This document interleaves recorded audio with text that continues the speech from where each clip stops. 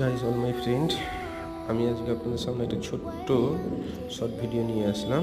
ফ্লোরে দেখতে পাচ্ছেন উডেন কালার 2 চারের টাইলস এবং অ্যারোস্টিকের একটি বাথরুম রয়েছে। 2 ফিট বাই 4 ফিটের দেওয়ালে টাইলস লাগানো হয়েছে। ভিতরে ওয়াল হ্যাঙ্গিং কমোড এবং টেবিল টপ বেসিন এবং ইপক্সি করা হয়েছে জয়েন্টে। 2 ফিট বাই 4 ফিটের টাইলস প্রেসারিতে বসানো হয়েছিল, গোল্ডেন কালার ইপক্সি করা হয়েছে।